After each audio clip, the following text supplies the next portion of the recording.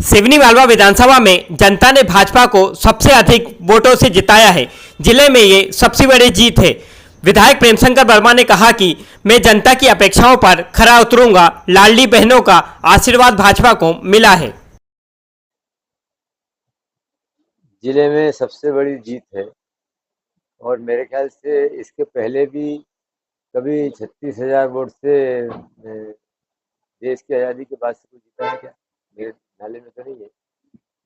लेकिन अगर जिले में सबसे बड़ी जीत है तो ये हमारे क्षेत्र के लिए, जनता के लिए, भारतीय जनता पार्टी के सभी कार्यकर्ताओं के लिए बड़ी खुशी की बात है। इस क्षेत्र की जनता के लिए बड़ी खुशी की बात है। लाडली बहनों के लिए बड़ी खुशी की बात है कि उनके ही प्रयासों से इस क्षेत्र में, जो सिवनी मालवा में भारतीय जनता पार्टी की सबसे बड़ी जीत हुई। मैं इसका श्रेय हमारे इस क्षेत्र की जनता को देता हूँ, हमारे मतदाता भाई बहनों को देता हूँ, हमारी लाडली बहनों को देता हूँ, हमारे किसान भाइयों को देता हूँ, हमारे युवाओं को देता हूँ कि जिन्होंने सिवनी मालवा में भारतीय जनता पार्टी को नर्मदापुरम जिला के संभाग में सबसे अधिक, सर्वाधिक मतों से विजय श्री दिलाई है। मैं उनका बहुत बहुत आभार व्यक्त करता हूँ। मंत्रिमंडल का गठन होने वाला है बहुत जल्द ही। प्रेमशंकर वर्मा किसको सीएम देखना चाहिए? ये पार्टी स्तर पर तय होगा। भारतीय जनता पार्टी ये तय करेगी, ये निर्णय करेगी। लेकिन इसमें भी कोई दो मत नहीं है कि आज जो भारतीय जनता पार्टी को भारी बहुमत मिला है, इसमें हमारे माननीय मुख्यमंत्री जी का भी बड़ा परिश्रम है। उन्होंने ऐसी ऐसी योजनाएं प्रदेश के विकास के लिए, किसान भाइयों के लिए, लाडली बहनों के लिए, लाडली लक्ष्मी के लिए, स्टूडेंट्स के लिए ऐसी योजनाएं बनाई हैं कि जिनसे सभी मतदाता भाई बहनों पर बड़ा प्रभाव पड़ा है।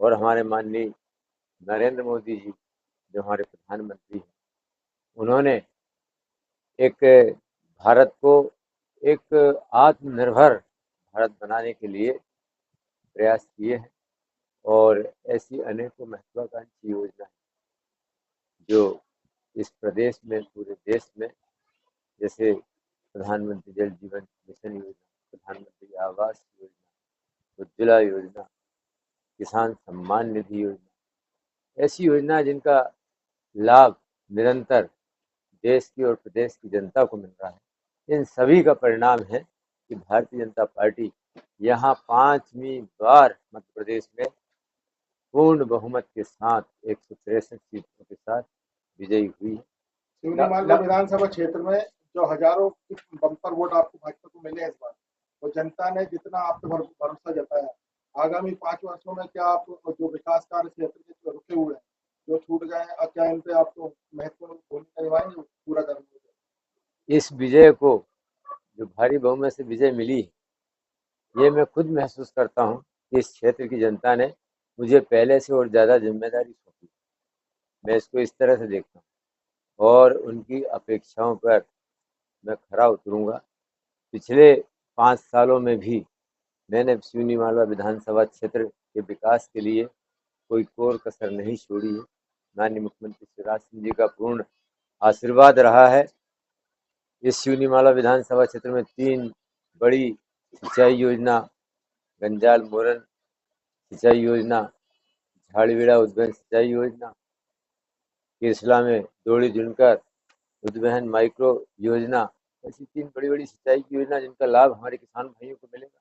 उनके खेतों में पानी पहुंचेगा, समय पे सिंचाई होगी, पैदावार बढ़ेगी, उनकी इनकम बढ़ेगी। प्रधानमंत्री मोदी जी, मुख्यमंत्री शिवराज जी बहुत बड़ा फैक्टर बता चुके हैं लाडली बहना को। इस लाडली बहना योजना को आप किस तरह से ले रहे हैं? क्या वाकई वही रहा कि इस बार जो भारतीय जनता पार्टी को मध्य प्रदेश में प्रचंड बहुमत मिला, क्या इस बार लाडली बहना की लहर रही? लाडली बहना का भी भारतीय जनता पार्टी को फायदा मिला है, उनके आशीर्वाद का, इसमें कहीं कोई दो मत नहीं है। लाडली बहना का भारतीय जनता पार्टी को बहुत लाभ मिला है। ऐसी योजना, जो योजना आज तक कोई मुख्यमंत्री हमारी बहनों के लिए नहीं बना पाया है।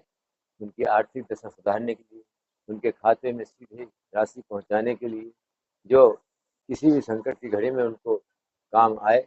ये काम सिर्फ शिवराज सिंह जी चौहान हमारे माननीय मुख्यमंत्री जी कर पाए हैं। इसका फायदा तो हमें मिला ही है, लेकिन अन्य भी विकास के काम मध्य प्रदेश में हुए हैं। सर्वांगीण विकास के लिए हमारे माननीय मुख्यमंत्री जी ने बहुत सारी योजनाएं बनाई, बहुत सारे काम नए किए। मंत्रिमंडल में प्रेमशंकर वर्मा को अगर स्थान मिलता है, जैसे सूत्र हमारे बता रहे हैं, तो देश के लिए क्या प्राथमिकता है?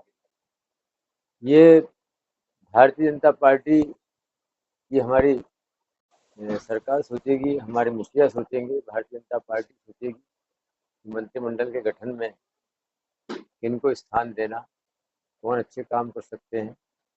ये पार्टी के सोच का विषय है।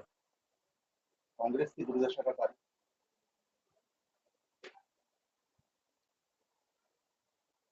झूठे वायदे करना, जो कहते हैं वो करके दिखाते नहीं है, केवल आश्वासन देते हैं। उनके घोषणा पत्र में, उनके वचन पत्र में ऐसी अनेकों बातें 2018 में भी उन्होंने कही थी, लेकिन करके नहीं दिखाई। जैसे कि 2 लाख का कर्ज माफ करना, शिक्षित बेरोजगारों को 4,500 भत्ता देना, आशा कार्यकर्ता, आंगनबाड़ी कार्यकर्ताओं को रेगुलर करना, और भी बहुत सारे उन्होंने वादे किए थे। वो पूरे किए क्या? नहीं किए। और इसीलिए ये बहुत ज़रूरी है, जनता में किसी भी पार्टी की विश्वसनीयता तभी बढ़ती है जब वो पार्टी जो काम के लिए कहे, जो वचन पत्र में कहे, जो चुनावी वादे करे, वो पूरे करके दिखाए। सेमीफाइनल आप जीत गए हो, फाइनल में क्या होगा 2024 की बात? बिल्कुल स्पष्ट दिख रहा है। सेमीफाइनल तो जीत ही गए हैं, और फाइनल और भी ज़्यादा बहुमत के साथ हम जीतेंगे। अभी वर्तमान में जितनी सीटें हैं लोकसभा में, उससे कहीं ज़्यादा सीटें इस बार 2024 के लोकसभा के चुनाव में मिलने वाली हैं, क्योंकि प्रधानमंत्री जी के नेतृत्व पर, नरेंद्र मोदी जी के नेतृत्व पे पूरे देश को भरोसा है। उन्होंने जो जो भी बातें कही देश के विकास के लिए, वो पूरी की, चाहे किसानों के हक में, चाहे हमारी बहनों महिलाओं के हक में, चाहे देश के विकास के लिए। उन्होंने भारत को एक आत्मनिर्भर भारत बनाने की दिशा में बहुत बड़ा काम किया है। आज भारत सैनिक शक्ति में विश्व की चौथी बड़ी सैनिक शक्ति है। आज भारत आर्थिक शक्ति में विश्व की 5वीं बड़ी आर्थिक शक्ति है। कि मोदी जी की लहर, भाजपा की लहर के बाद भी 12 मंत्रियों का हट जाना, क्या मानते हैं?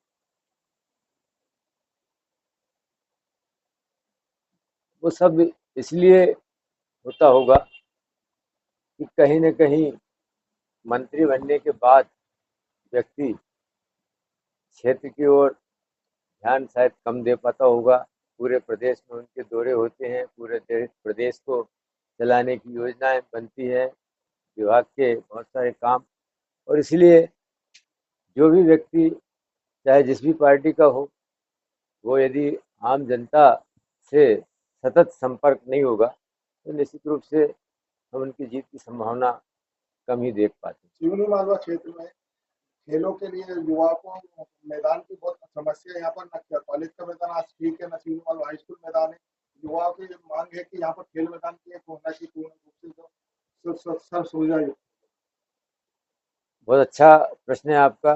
हमारे युवाओं के लिए खेल का मैदान होना बहुत जरूरी है। ग्राउंड मैदानों की स्थिति खराब है। नहीं, अभी कुसुम महाविद्यालय में खेल का एक बहुत बड़ा प्रांगण है, उसको हम विकसित करेंगे, अच्छा बेहतरीन खेल मैदान बनाएंगे, ये मैं आपसे कह रहा हूँ। और अभी जो गर्ल्स कॉलेज के लिए हमारे माननीय मुख्यमंत्री जी ने लगभग 4 हेक्टेयर ज़मीन स्वीकृत की है, उसमें भी कॉलेज के अलावा खेल मैदान के लिए काफ़ी जगह बचती है।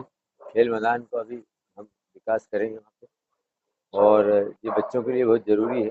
और अभी CM राइज स्कूल बन रहा है, उसमें भी खेल मैदान के लिए जगह निश्चित रूप से बचेगी। अभी क्या है कि अब इनका स्कूल उसका काम चल रहा है CM राइज का, इसलिए उनका सामान वामान तो पड़ा है। बाकी उसमें भी हम खेल मैदान के लिए पूरी कोशिश